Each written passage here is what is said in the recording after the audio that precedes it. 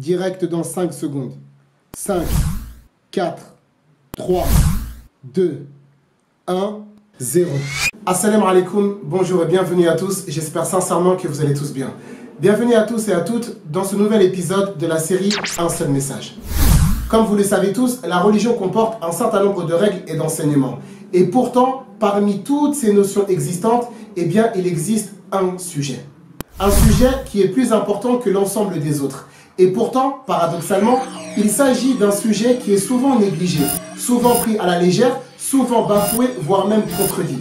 Et pourtant, il s'agit du droit d'Allah sur ses serviteurs. Il s'agit du but de la création. C'est la raison même pour laquelle Allah a mandaté et suscité l'ensemble de ses prophètes et ses messagers. Il s'agit donc là du message de Moïse, de Jésus et du prophète Mohammed, que la paix divine soit sur les trois. Et ce sujet, ce thème, c'est le monothéisme. Je vous propose donc maintenant de voyager à travers l'histoire pour consulter les Écritures dans les anciennes révélations. Première destination, la Torah, puis ensuite l'Évangile et pour finir le Coran, Inch'Allah. Commençons par la Torah. Donc très rapidement, la Torah, c'est une révélation qu'Allah a donnée au prophète Moïse, que la paix divine soit sur lui. Eh bien, regardez attentivement ici. Lorsqu'on va observer dans le livre d'Exode, eh bien, on va y retrouver les célèbres 10 commandements. Alors, à savoir l'interdiction du polythéisme, un petit peu plus bas, l'interdiction des représentations, un petit peu plus bas, l'observation du jour du repos, l'interdiction du vol, l'interdiction de l'adultère, etc., le respect du droit des parents, etc., etc. Mais si vous regardez attentivement, si vous observez bien, vous allez voir qu'en première position, en tête de liste, eh bien, qu'est-ce qu'on va y retrouver? Eh bien, tout simplement, l'interdiction formelle, définitive et capitale d'adorer une autre divinité en dehors d'Allah. Donc, c'est-à-dire, en d'autres termes, que la chose la plus importante en termes de religion, la chose la plus importante au sein même des textes de la Torah, eh bien, c'est le monothéisme, c'est l'unicité divine. Le fait, justement, de ne pas associer qui que ce soit ou quoi que ce soit à Allah, subhanahu wa ta'ala.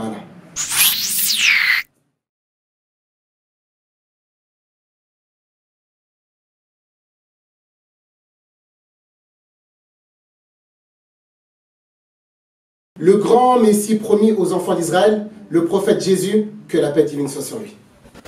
Alors, le prophète Jésus, que la paix divine soit sur lui, viendra des centaines et des centaines d'années après Moïse, que la paix divine soit sur lui. Mais cependant, il viendra avec une religion qui est similaire, identique et semblable à celle de Moïse, que la paix divine soit sur lui.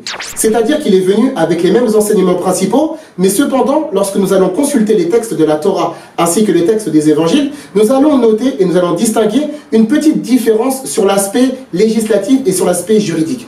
Et si vous vous rappelez bien tout à l'heure, nous avions mentionné et stipulé que Moïse, que la paix divine soit sur lui, a reçu la Torah en tant que révélation. Et bien, à son tour, Jésus, que la paix divine soit sur lui, aura lui aussi sa révélation que l'on appelle l'évangile.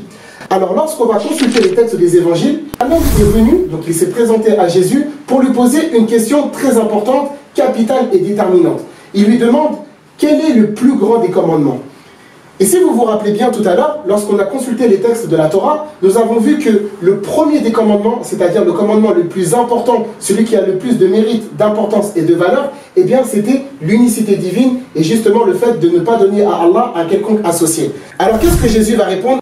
Écoute Israël, le Seigneur, notre Seigneur est l'unique Seigneur. Alors si vous regardez bien ici, on a une parfaite symétrie entre le texte de la Torah et le texte des évangiles. Et ça prouve justement de manière définitive, finale et catégorique que la religion de Moïse et Jésus, eh bien, elle est exactement la même et que la première des choses sur lesquelles ils ont mis l'accent, eh bien, c'est le monothéisme, l'unicité divine.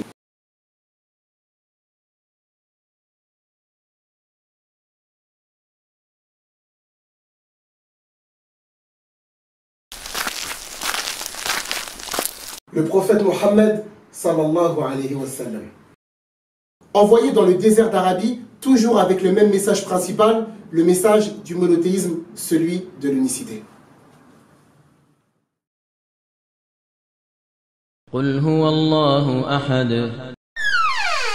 Alors, qui est-ce qui pourrait m'expliquer précisément en quoi consiste le monothéisme? C'est pas suffisant. Oui, mais ça n'est pas tout.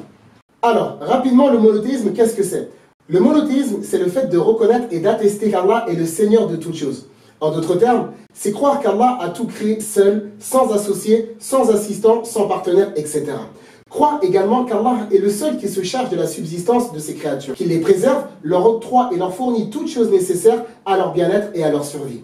C'est également croire qu'Allah règne en roi et maître absolu et que chaque élément de vie lui appartient et qu'il a contrôle et pouvoir sur l'ensemble de la création.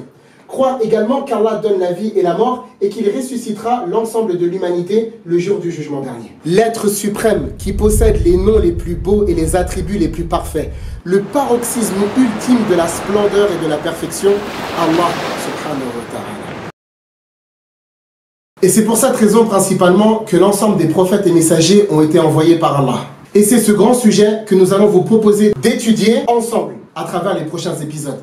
J'espère que cette vidéo vous aura été utile, profitable et bénéfique. Barakallahu fikum. Wassalamu alaikum.